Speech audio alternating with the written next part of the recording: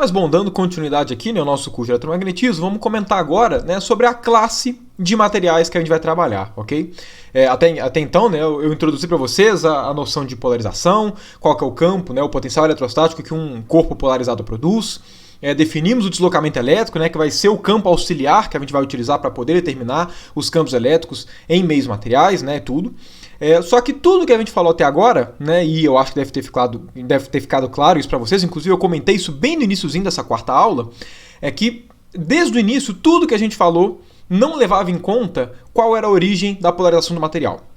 A única coisa que eu coloquei, né, a única hipótese que a gente está trabalhando desde que a gente começou essa aula sobre campos elétricos na matéria é que, na presença de campos elétricos, o material vai se polarizar. E dado que ele está polarizado, qual é a descrição? Em nenhum momento eu falei como o material é polarizado, né, de que maneira ele se polariza. Em nenhum momento a gente tratou disso. Okay? E agora, né, claro, né, como cada material é um material, né, como tem materiais que a polarização ela é linear, outros são não lineares, uns a polarização está em direções diferentes do campo, enfim, como tem tudo quanto é polarização, né, materiais com polarização que permanece depois que você tira o campo elétrico, enfim, como existem vários tipos de materiais diferentes, obviamente para cada material existe um tratamento diferente. No caso aqui, como nós estamos num curso de Eletro 1, né, que normalmente é o primeiro contato um pouquinho mais profundo com a parte, né, de campos elétricos na matéria, a gente vai trabalhar exatamente com os materiais que nós chamamos que são os dielétricos lineares, ok? Não só lineares, mas também os materiais, né, são dielétricos que a gente também diz que eles são isotrópicos. Ok? São isotrópicos. Qual que é a ideia aqui? Esses materiais, então primeiro, né, o que é um dielétrico linear? Um dielétrico linear é um material em que a polarização ela só acontece realmente quando existe algum campo elétrico, ok? Então só vai aparecer polarização por conta de um campo elétrico. Então se você só coloca um dielétrico desses lineares no ambiente e não tem nenhum campo elétrico, ele não vai ter nenhuma polarização, ele não guarda a memória de polarizações, certo? Se você coloca o campo elétrico, ele vai se polarizar. Se você retira o campo elétrico, a polarização some. Ok? E essa polarização, né, como os dielétricos são lineares, essa polarização ela é proporcional ao campo que ela vai estar submetida. Ok? Então a relação que a gente tem para os dielétricos lineares é que a polarização desses caras, né, a polarização desses dielétricos, ela vai ser, a gente escreve ela como ε0, que é vezes o campo elétrico, sendo que esse que é o que a gente chama da constante de suscetibilidade elétrica. O motivo pelo qual a gente coloca esse ε0 aqui é só para que essa suscetibilidade elétrica ela seja adimensional, certo? Se vocês repararem aqui, esse cara daqui não tem dimensão. É até fácil, né, vocês perceberem que colocar o ε0 aqui faz com que esse que é não tenha dimensão, porque se vocês lembrarem, qual que era a definição do deslocamento elétrico? O deslocamento elétrico ele não era ε0 mais a polarização? Obviamente, a gente só pode somar coisas que têm a mesma unidade. Então, significa que a polarização ela tem a mesma unidade de ε0 vezes campo elétrico. Então, né, ε0 vezes campo elétrico, né, já tem unidade de polarização, consequentemente, esse cara tem que ser um número, né, tem que ser adimensional. Uma coisa importante também de ser dita é que quando eu falo que esse que ele é um número, eu já estou trabalhando, né, na hipótese de que o material ele é isotrópico. Como eu comentei com vocês, né, existem alguns materiais que, por exemplo, né, se o campo está em uma certa direção, a polarização ela vai acontecer em uma direção diferente, certo? Que são os materiais que eu falei que são anisotrópicos, depende da estrutura das moléculas desse material, ok? Quando eu coloco desse jeito, com o que sendo um número, obviamente fica claro que o campo elétrico ele é proporcional à polarização. Então, né, se a gente tem um certo material que a gente sabe que o campo elétrico está nessa direção, necessariamente a polarização, né, também vai estar nessa direção. Essa expressão daqui deixa isso claro, ok? Nesses materiais que são anisotrópicos, o que acaba acontecendo se o campo está nessa direção, acaba que, por exemplo, a polarização pode ficar nessa, certo? Pode ficar numa direção diferente. Para esse tipo de material, né, que são materiais anisotrópicos, a gente pode continuar escrevendo a polarização em termos do campo elétrico com essa relação, desde que o que ele deixe de ser um número e ele passe a ser uma matriz, certo? E é até bem fácil de se entender, porque olha só, imagina, né, só por suposição, de que a gente tenha um material que o campo elétrico ele esteja na direção x, ok? Por exemplo, imagina que ele esteja na direção x, né, um campo elétrico desse jeito, e aí, dado esse campo elétrico, a nossa polarização ela sempre fica na direção y. Imagina que isso acontecesse. Um jeito fácil de fazer isso, né, é só se a gente pensar o seguinte: olha, eu quero que esse cara aqui seja na direção Y, dado que eu tenho um campo elétrico na direção X. Como é que a gente poderia fazer isso? A gente poderia fazer isso pensando no que é como uma matriz, certo? Porque olha só, se eu chego e escrevo aqui, olha, é X, é Y, é Z. Porque dado que isso aqui fosse, se isso aqui fosse uma matriz, seria uma matriz aplicada a um vetor, certo? Uma matriz aplicada a um vetor. Okay? Se o meu campo ele é um campo que tem somente componentes, nesse caso, né, na direção X, o nosso campo seria isso aqui, ó. É X, 0 e 0, ok? Uma maneira, né, que a gente poderia fazer com que esse cara daqui ficasse na direção Y seria fazer o seguinte, né? 0, 1, 0, 1, 0, 0, 0, 0, 1. Imagina que a gente tivesse esse tipo de matriz aqui, né? Esse aqui é um exemplo, tá, gente? Esse aqui é um exemplo. Imagina que esse cara daqui seja o nosso que é. Esse cara daqui vai dar o quê? Esse cara daqui vai dar ε0, que multiplica o quê? Ó, se você fizer essa multiplicaçãozinha, você vai ver que aqui vai dar 0, aqui vai dar x, aqui vai dar 0. Ou seja, a gente tem um campo que ele está na direção X, e qual que foi a polarização? Foi uma polarização na direção Y. E é importante ressaltar que mesmo o material sendo anisotrópico, ele pode ser um material, um dielétrico linear, ok? Porque o que caracteriza ser linear significa que o P ele tem uma relação linear com o campo elétrico. E isso acontece, independente desse aqui se é uma matriz ou não, ok? A gente tem que lembrar que matrizes são transformações lineares. Então, mesmo se esse cara for um número ou não, esse cara continua sendo linear, ok? Não seria linear se a gente tivesse alguma coisa do tipo assim, ó, sei lá, com um campo ao cubo, certo? Aí realmente não seria mais um material linear. Então, por conta disso, os materiais que a gente vai estar trabalhando são quais? São aqueles que a polarização ela é proporcional ao campo elétrico, ok? E os materiais a gente vai estar trabalhando com os isotrópicos, que vão ser aqueles em que esse que vai ser a suscetibilidade elétrica, ela vai ser um número e não uma matriz. Mas aí você também pode perguntar, poxa, mas isso não vai restringir muito o nosso estudo a um tipo específico de material? E a resposta é óbvio que sim, né? Não dá pra gente, toda vez que não dá pra gente fazer um estudo completo no nosso primeiro contato, certo? Eletromagnetismo 1 é o primeiro contato realmente que a gente tem uma descrição, que a gente vê uma descrição mais técnica de campos elétricos e materiais. Então, assim como qualquer descrição, a gente tem que trabalhar em algum regime, que não pode ser um regime complicado. A gente vai complicando com o passar do tempo. A gente primeiro consolida as partes básicas para aí sim aumentando a dificuldade. E também tem uma outra coisa que é importante ser ressaltada, que essa relação daqui, né, uma relação linear, ela serve como uma boa aproximação para a grande maioria dos materiais, ok? Os materiais que não são lineares, de uma maneira geral, a polarização ela pode ser escrita como alguma coisa que depende de E, mais alguma coisa que depende, por exemplo, de E ao cubo, certo? De potências diferentes do campo. De forma que nos regimes em que o campo ele é muito pequeno, esses outros termos passam a ser desprezíveis, certo? Então, da mesma forma que é importante estudar o oscilador harmônico, por exemplo, na física, porque tudo bem, nem todas as oscilações são oscilações harmônicas, mas qualquer corpo que faz oscilações para pequenas amplitudes, essa oscilação pode ser aproximada por um oscilador harmônico. Da mesma forma, materiais que possuem, né, polarizações que são polarizados de maneiras não lineares, quando o campo é pouco intenso, eles apresentam um regime linear, certo? E por conta disso, a gente pode pensar nesse cara daqui, né, como sendo uma primeira aproximação, certo? A primeira ordem de materiais não lineares. E por conta disso, né, esse tipo de estudo acaba, né, sendo extremamente útil para a gente. E claro, qualquer outro tipo de material que você vá trabalhar, né, exatamente com campos elétricos, a primeira coisa que você tem que fazer é exatamente isso.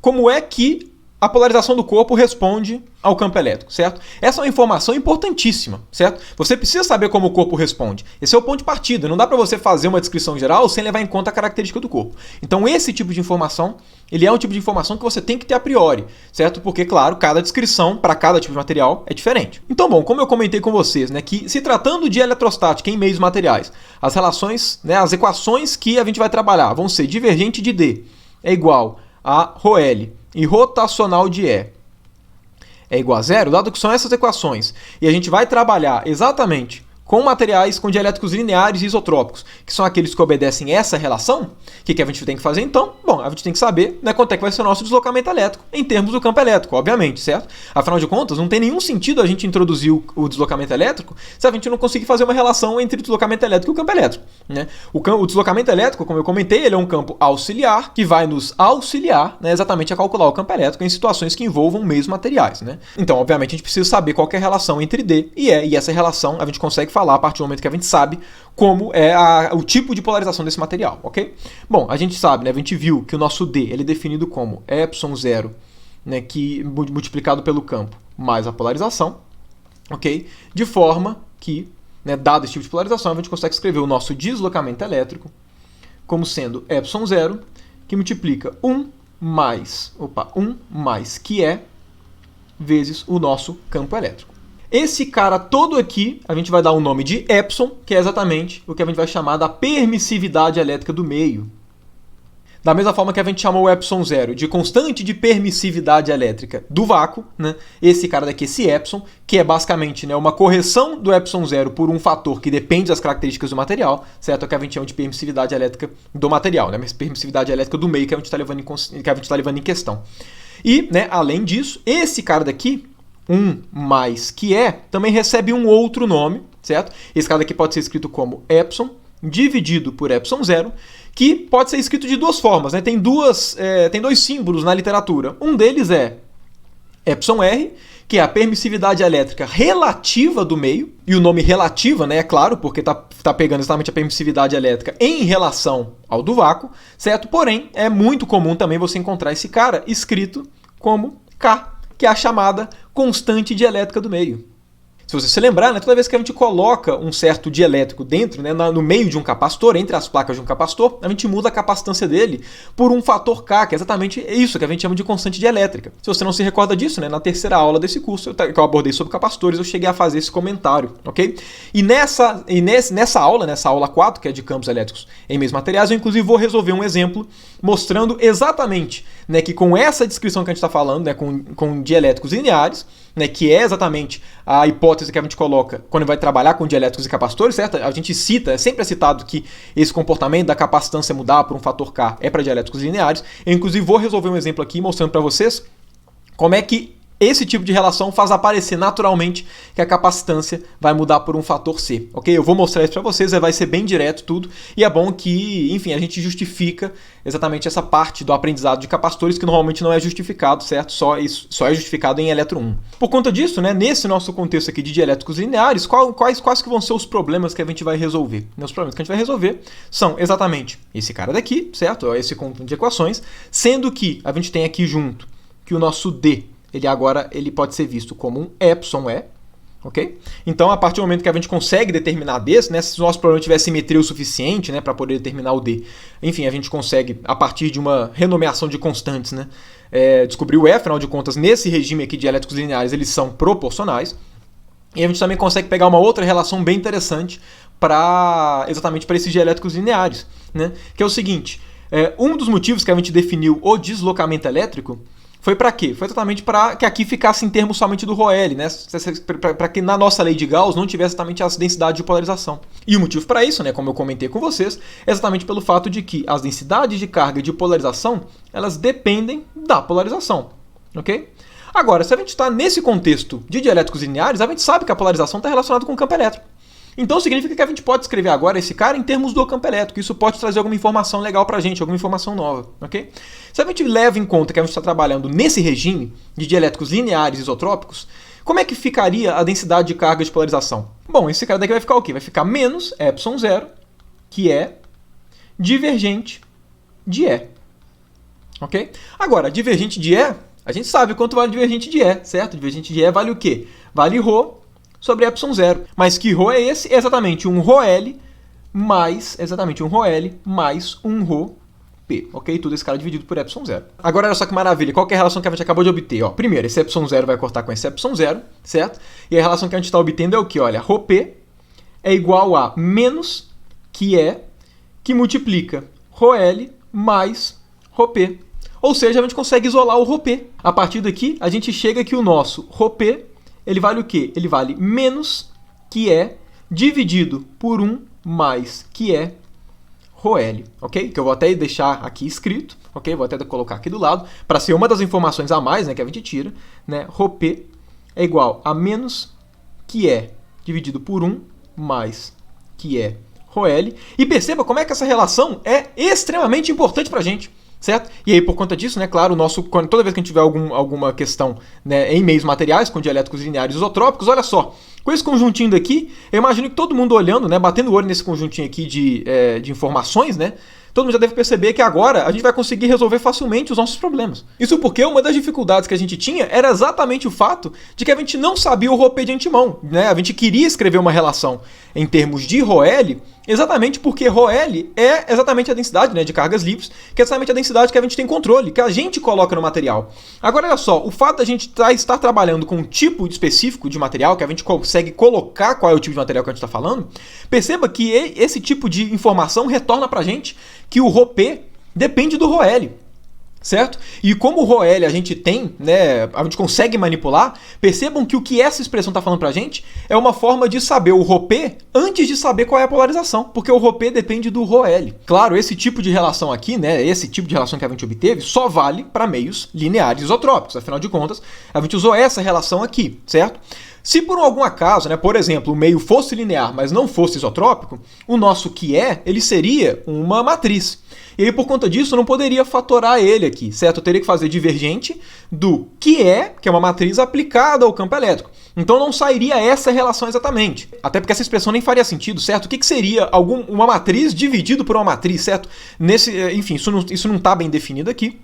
Então é óbvio que essa relação vale somente para esse caso, certo? Obviamente você não pode sair dessa aula achando que essa relação vale sempre. Mas percebam que mesmo se a gente tivesse tido outras relações, certo? Mesmo que a relação fosse não linear, fosse anisotrópica, independente de qualquer coisa, a partir do momento que eu falo como o corpo responde ao campo elétrico, ou seja, a partir do momento que eu falo como é que a polarização dele é em termos do campo elétrico, e lembrando, isso não é uma informação muito absurda. Toda vez que você está trabalhando com algum material, né, e você vai envolver campo elétrico, esse material já tem que ter sido estudado antes. Certo? Você consegue tirar essa relação em laboratório, colocando um monte de campo, verificando como é que é o comportamento do material. O que importa é que esse tipo de relação é tabelada, certo? Esse é um tipo de informação extremamente importante que tudo quanto é laboratório, quando vai trabalhar com algum meio material e vai precisar de campo elétrico nesse meio material, é uma relação que todo lugar sabe, certo? Isso não é uma relação a princípio desconhecida que você vai ter que descobrir junto, teoricamente, não. Isso é obtido experimentalmente, certo? É obtido a priori e a gente já começa a fazer o tratamento com esse tipo de informação. Então percebam que tudo bem, nesse caso específico, D é proporcional ao E. Se fossem outras relações, não seria necessariamente proporcional. Além disso, tudo bem, Rho-L e Rho-P são proporcionais, né? Se eu pegasse outras relações que fossem não lineares e não isotrópicas, não seriam proporcionais.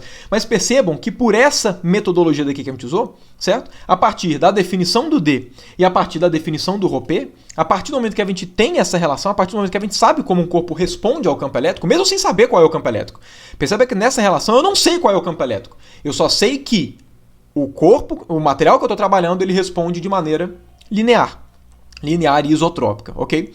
Então basta a gente saber esse tipo de relação que a gente já consegue fazer um link de cara de antemão entre D e entre E, igual a gente fez aqui, e entre as densidades de polarização. Então todas aquelas dificuldades, né, que vêm principalmente da gente não ter um controle no Rho-P, elas acabam sendo sanadas. E aí sim a gente fica apto, né, a fazer uma descrição completa e satisfatória, né, dos dielétricos lineares. Então, bom, dado todas essas relações, né, eu encerro, portanto, a aula de hoje, né, porque o meu grande objetivo nessa aula daqui era mostrar exatamente, né, o que caracteriza um dielétrico linear. E mais importante do que isso, né? Depois que você tem uma relação de como é que a polarização do seu material se comporta, como é que você obtém as informações necessárias para você poder resolver o seu problema. Okay? Então vai ser sempre isso, independente de qualquer coisa. Você tem as suas equações, né, da eletrostática em meios materiais, e a partir dessa sua equação, você consegue falar a relação entre D e E, entre Rho-P e Rho-L, e aí sim você está apto para resolver os problemas, né, que vão aparecer na sua frente, utilizando as mesmas técnicas que a gente utilizou até agora.